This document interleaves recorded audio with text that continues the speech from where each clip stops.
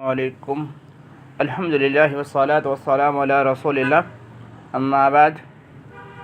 محترم سامعین، اللہ رب العالمین قرآن مجید کے اندر فرماتے ہیں کہ یہ دین اسلام میں نے نبی محمد صلی اللہ علیہ وسلم کے اوپر پورا کر دیا ہے، پورے کا پورا اتار دیا ہے، نازل کر دیا ہے۔ الیوم اکملت لکم دینکم واتممت علیکم نعمتی ورضیت لکم الاسلام دینا، یعنی کہ میں نے اس دین کو پورے کا پورا نازل کر دیا ہے۔ اتممت علیکم نعمتی ورضیت لکم الاسلام دینا، کہ ہم نے اس دین کو، اسلام کو مکمل کر دیا، پورا کر دیا۔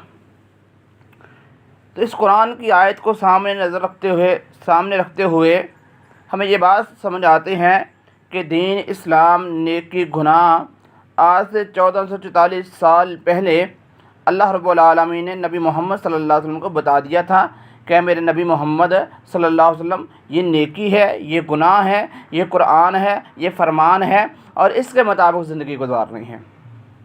تو ہمارے ہاں ہر سال تقریباً شب بارات کی رات کو منایا جاتا ہے۔ اس رات کو عبادت کی جاتی ہے، جو کہ نہ قرآن میں ہے نہ حدیث میں ہے۔ حالانکہ اللہ کے نبی صلی اللہ علیہ وسلم کو نبوت 40 سال کی عمر میں ملی، 40 سال کی عمر پوری ہونے کے بعد ملی۔ اس کے بعد 23 سالہ نبی صلی اللہ علیہ وسلم کی نبوت کی زندگی ہے، اور ان 23 سالوں میں نبی صلی اللہ علیہ وسلم نے کسی صحابی کو، کسی اپنے ماننے والے کو، کسی کلمہ پڑھنے والے کو، صحابہ کرام کو یا صحابیات کو، اما عائشہ صدیقہ رضی اللہ تعالیٰ عنہا نے کہا ہو کہ بھی آج شب برات ہے، آج جو ہے جاگنے کی رات ہے، عبادت کی رات ہے، تو آج رات اتنے نوافل پڑھنے ہیں اور اتنا ذکر و اذکار کرنا ہے، ایسی کوئی بات نہیں ہے۔ اور نہ ہی نبی محمد صلی اللہ علیہ وسلم نے اپنے صحابہ کو یہ بات کہی کہ بھئی آج شب برات ہے، آج جاگنا ہے، عبادت کرنے ہیں، نفل پڑھنے ہیں، ذکر کرنا ہے، اذکار کرنا ہے، یہ سارے معاملات کرنے ہیں، ایسی کوئی بات نہیں ہے قرآن حدیث میں۔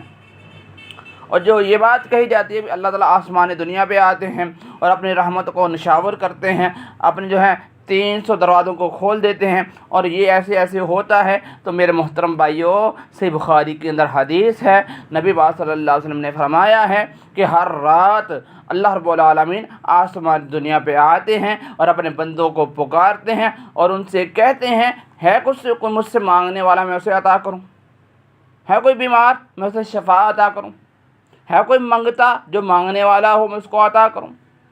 تو اللہ رب العالمین ہر رات کو آسمانی دنیا پہ آتے ہیں، کوئی ایک رات مختص نہیں کی۔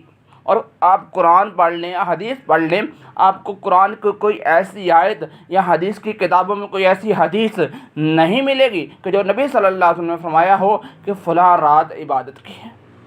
اللہ نبی علیہ الصلوۃ والسلام نے یہ فرمایا ہے کہ لیلۃ القدر کی رات جو ہے، جس رات قرآن نازل ہوا ہے، جس رات کو برکت کی رات کہا ہے، وہ رمضان کے مہینے میں آتی ہے اور آخری عشرے میں آتی ہے۔ اور اس رمضان میں بھی اللہ کے نبی صلی اللہ علیہ وسلم نے یہ فرمایا ہے کہ 10 راتیں آخری عشرہ، اس کی 5 راتوں میں اس طاق رات کو تلاش کرنا ہے، اس کی بھی وضاحت نہیں کی۔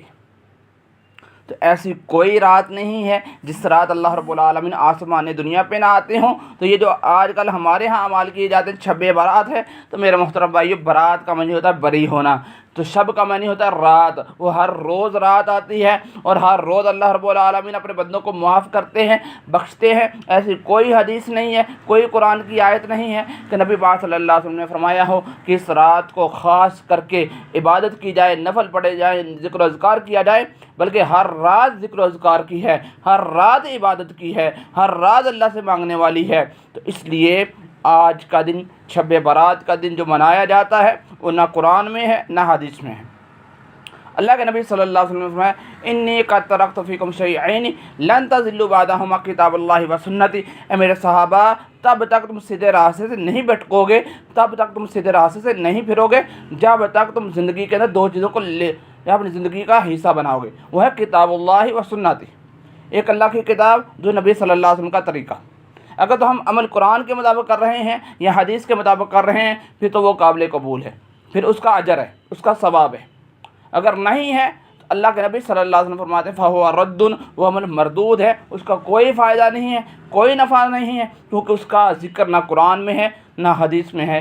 لہذا میرے محترم بھائیو، قرآن اور حدیث کا مطالعہ کریں اور اس کی تحقیق کریں، تاکہ ہم وہ عمل کریں جس کے کرنے کا اللہ رب العالمین نے حکم دیا ہے یا نبی علیہ الصلوۃ والسلام نے کہا ہے۔